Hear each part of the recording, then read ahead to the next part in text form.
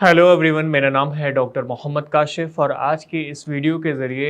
एक सवाल का जवाब देने की मैं कोशिश करूंगा जो हमारे कमेंट सेक्शन में ऐसे पूछा गया है कि क्या सर स्ट्रोक के बाद में विज़न की या जो आई बॉल के ऐसे मूवमेंट हैं या आई के आसपास के मतलब फेस की साइड के ऐसे मसल हैं उनके ऊपर भी क्या कुछ असर पड़ता है?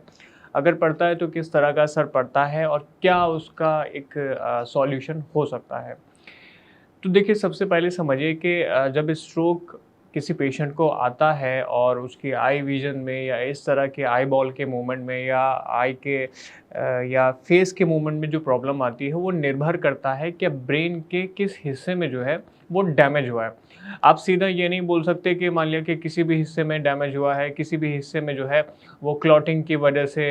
मूवमेंट ख़राब हुए हैं या हैमरेज हुआ है, खून बहने की वजह से ऐसे हुआ है, तो सब जितना ऐसे जो कंडीशन हुई हैं, उनमें विज़न लॉस आ ही सकता है या विज़न की ऐसे प्रॉब्लम देखने में जो है परेशानी आ सकती है या आई बॉल के मूवमेंट जो है बदल सकते हैं। हर एक केस में ऐसा नहीं होता, ये निर्भर करता है कि ब्रेन का वो एरिया जो ख़ास तौर से देखने के लिए रिस्पॉन्सिबल था, जो ख़ास तौर से आई बॉल के मूवमेंट के लिए रिस्पॉन्सिबल था, जो आई के आस-पास की मसल हैं, उनके मूवमेंट के लिए रिस्पॉन्सिबल था। अगर ब्रेन का वो एरिया जो है हैमरेज की वजह से या इश्केमिक क्लॉटिंग की वजह से या किसी और वजह से डैमेज हुआ है, कोई उसमें दिक्कत आई है, तो बेशक आपको विज़न में ऐसे प्रॉब्लम आ सकती है, देखने में आपको दिक्कत आ सकती है, आई बॉल के मूवमेंट, आपकी आँख के मूवमेंट में जो है वो दिक्कत आ सकती है। अक्सर पेशेंट बहुत ऐसे शिकायत करते हैं कि सर मेरी आँख जो है स्ट्रोक के बाद में बहुत ऐसे सूखी रहने लगी है। बहुत ऐसे लोग कहते हैं कि सर आँख से मेरी जो है वो पानी बहने लगा है या आँख बहुत इरिटेशन ऐसे रहने लगी है, आँख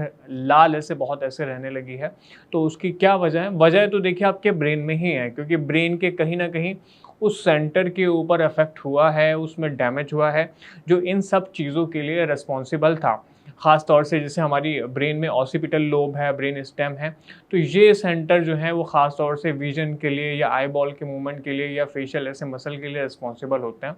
तो अगर इस तरह की चीज़ें ब्रेन में डैमेज हुआ है तो बेशक बहुत सारी ऐसी मेडिकल कंडीशन होती हैं, हेमियानोस्पिया हो गया, निस्टैग्मस हो गया, बहुत ऐसे मेडिकल कंडीशन ऐसे हो जाती हैं जो ब्रेन स्ट्रोक की वजह से किसी पेशेंट के अंदर देखी जा सकती हैं। लेकिन वही मैं दोबारा से रिपीट करूँगा, निर्भर करता है कि ब्रेन में क्या उस जगह, उस सेंटर के ऊपर डैमेज हुआ है। अब इसका इलाज क्या हो सकता है? क्या इसका एक बेटर रिज़ॉल्यूशन हो सकता है? देखिए, पहली बात तो ये समझिए कि जो एक बार डैमेज हो चुका ब्रेन में, वो डैमेज जो है वो परमानेंट होता है। आप उस डैमेज को नहीं बदल सकते, आप उस डैमेज को दोबारा से रिवाइव नहीं कर सकते। जो सेल, जो न्यूरॉन एक बार मर चुके हैं, वो मर चुके हैं। लेकिन जैसे कि हमने पहले भी ऐसे वीडियो में बताया है कि जो न्यूरोप्लास्टिसिटी का प्रोसेस है,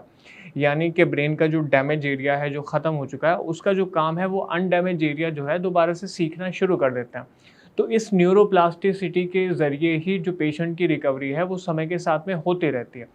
अब लेकिन अगर ऐसा भी है कि साथ में विज़न की ऐसे प्रॉब्लम है, मूवमेंट के साथ में हाथ-पैर के मूवमेंट ख़राब होने के साथ में विज़न की कोई दिक्कत है या आई बॉल के ऐसे मूवमेंट की कोई दिक्कत है, तो एक बार जो है आपके जो आँखों वाले ऐसे डॉक्टर हैं, ऑप्थेल्मोलॉजिस्ट हैं, उनसे आप मिल सकते हैं। वो आपको अलग से कुछ और अच्छा गाइडेंस दे सकते हैं, वो आपको और बेहतर तरीके से कंसल्ट कर सकते हैं कि क्या आपको कुछ अलग से थेरेपी लेना चाहिए। लेकिन मैं कहूँगा कि जितने ऐसे पेशेंट हैं जिनके आई बॉल के मूवमेंट में दिक्कत है या फेशियल जो मसल हैं या आँख के आसपास की जो मसल हैं उनमें दिक्कत है, तो वो साथ में कोशिश करेंगे कि जितना हो सकता है अपनी अपने जो आईब्रो है उसके मूवमेंट करना, अपनी जो फेशियल मसल हैं उनके ऐसे मूवमेंट करना, जितने वो मूवमेंट करते हैं कहीं न कहीं वो मूवमेंट करना उनके लिए, उनकी रिकवरी के लिए बहुत अच्छा होता है। तो आज इस वीडियो के ज़रिए मैंने छोटे से पॉइंट में समझाने की कोशिश की है कि ब्रेन स्ट्रोक की वजह से बिल्कुल बेशक ऐसा हो सकता है कि आपको विज़न में से प्रॉब्लम आए, आपके आईबॉल के मूवमेंट में दिक्कत आए,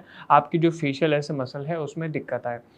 फिर भी आपके पास कोई और सवाल है, इसके अलावा कुछ और पूछना चाहते हैं तो आप नीचे कमेंट सेक्शन में लिख के हमें बता भी सकते हैं या जो आपको नीचे नंबर दिया जा रहा है उस पर आप कॉल भी कर सकते हैं। धन्यवाद।